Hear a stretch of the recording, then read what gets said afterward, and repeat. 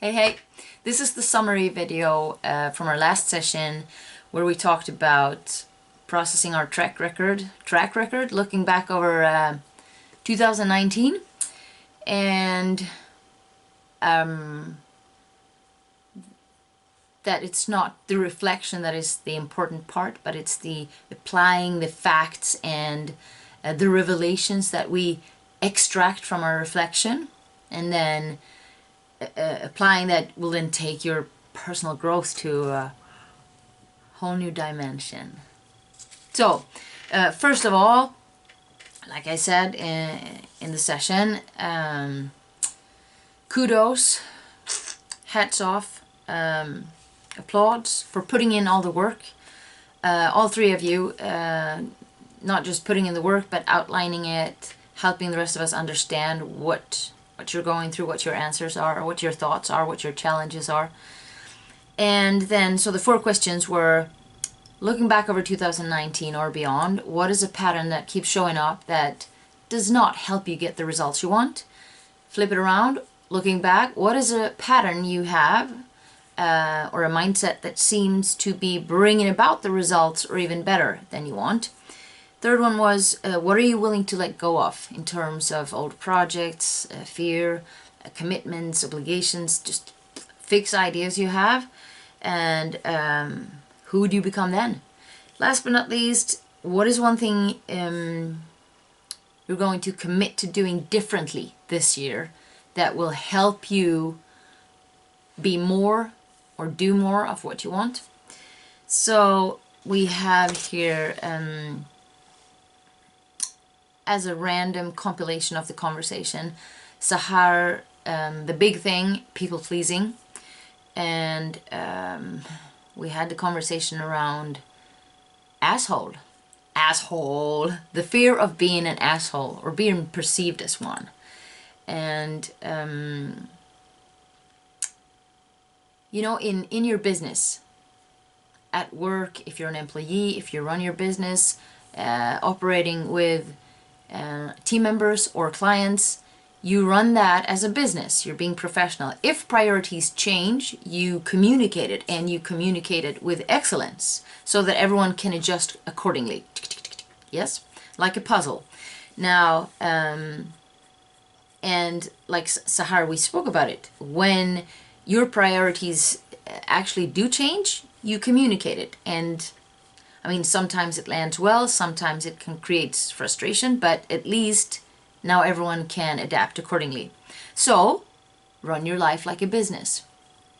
Communicate with excellence without really putting focus on how will they react, without absolutely not assuming that you know how they will react or feel or respond or do or behave.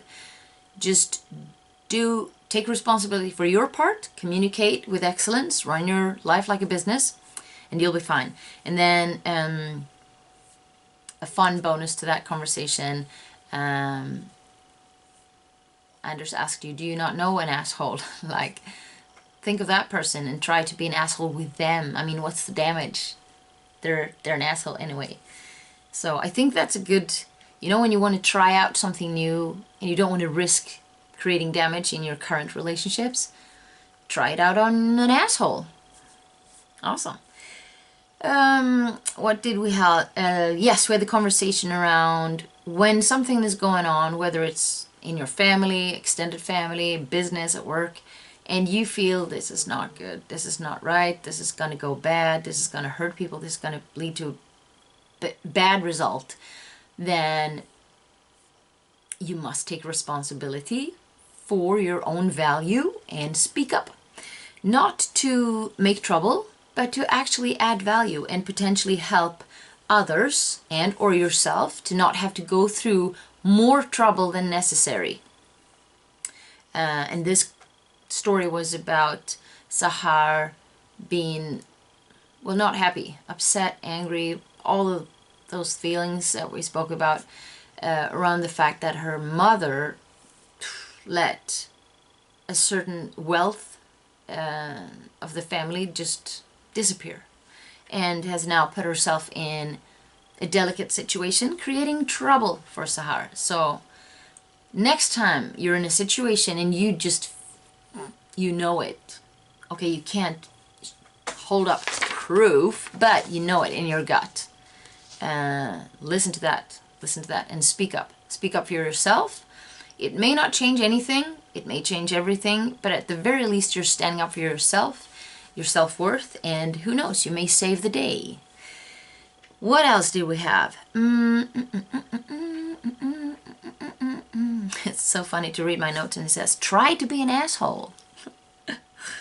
Okay, Anders, you shared about the big thing for you looking back. The summary for you was relationships. In conclusion, all the areas where there was a problem, a situation, it had to do with the relationships. That either going into a trust relationship too soon, so there is no trust, but you're thrown into this situation, and then there's trouble. Or at work, hiring someone where your gut tells you, but wait, and you still go ahead, there will be trouble. With your self-image, holding yourself back and not going for opportunities that you should be going for. At the end of the day, or going for something where you feel like you shouldn't. Doing it because you think others expect it from you, or it's good for your CV or whatnot. Your partners think you should do it. If it's not a hell yes, it's a no. Always. And yes, let's repeat it to celebrate. Anders, the work you pulled off in 2019, that plus be nominated or requested to be featured as Profile of the Month at the company. High five to that. Tatiana, the reflection was about you really are awesome when it comes to outlining, casting a vision, being creative in the ideas, what you want to achieve, and then it lays there. So at the end of the year, you realized some things had been achieved, but it was like half planned already, and it sort of happened. Had you added, like every time you add intentionality, you're gonna get so much more out of your effort, time, money, and energy. It's just gonna multiply. Sometimes double, sometimes multiply by much more. So going forward, meaning really continue to do all the great work you put in, looking at all aspects of your life, and now add intentionality and application of that great plan.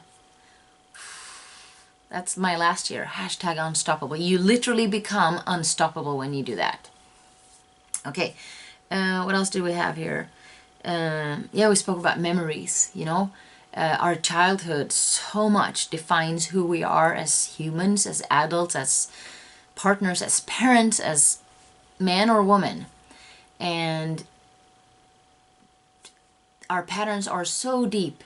We carry them with us. They are a part of us. We're defined by them to an extent that we don't actually realize it.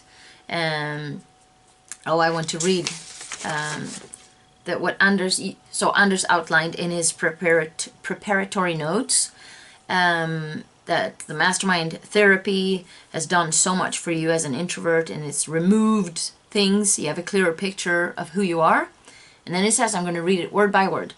The beliefs and stories are still there in the back of the head, but I know they're not true, and I can escape, and I can easier cope with them. So I wrote here, so why do you still believe them if you know they're not true? Intellectually, you do know they're not true. Yeah, you know it's not like that. It doesn't define you. But still, you allow them to be part of you. So why hold on to it? And that was, well, we had a deep conversation around it, that your childhood memories, the good ones, keep them. Put the spotlight on them, of course.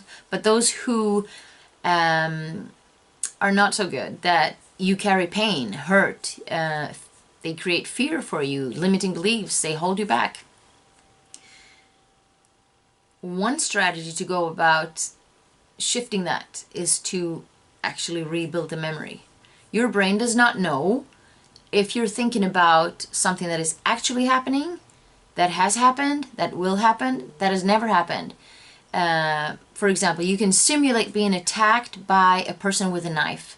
Close your eyes, go into it. You will feel the adrenaline, you will feel the fear. Your mouth will get dry, you can start to sweat, your heartbeat will increase. Because your brain doesn't know that you're creating a movie. It's like literally watching a movie. That's why when we go to the cinema, we can sit there and cry, we laugh, the suspense, when I watch thrillers, gosh, I have to pee so much afterwards because of, you live in it. It's imagination. So our memories is a picture of our imagination. We created the memory, taking pieces of reality as we see it, as we interpret it, and then we create an image of that and we hold on to it. We carry it in our soul, in our heart, in our brain, so that you have full access to taking that and shifting little details. Not just like, I was beaten with a whip and say, oh, I got ice cream every day. No, you get what I'm talking about. But just tweaking softly, bit by bit, until the end where you don't really recall that the memory that caused pain, but you've moved on to something softer that is not creating damage or holding you back anymore.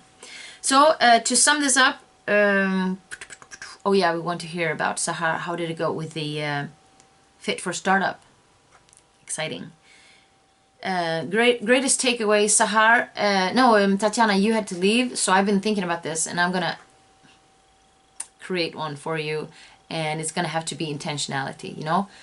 How much potential you walk around with, not tapping into, because you haven't yet really applied intentionality. You know about it, but you're not really applying it. So intentionality and applying that great plan.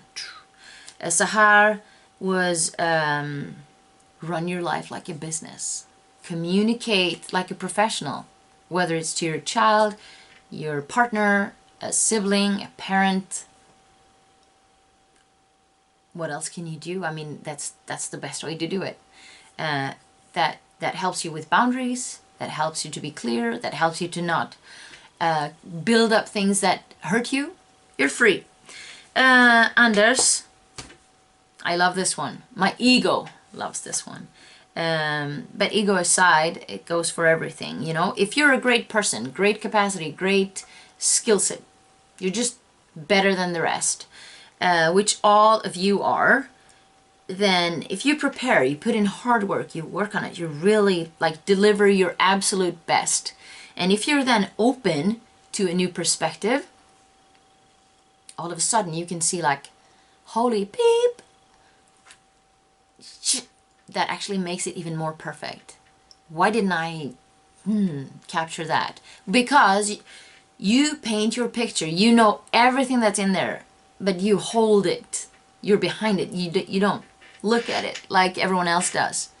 You see a reflection of the mirror, but you don't actually see straight at it. So getting that perspective, all it does is that and you can take it in, then it shows that you are better than the rest, smarter than the rest, beyond and above so much average humans, and you will become awesomer, perfecter, and everything else.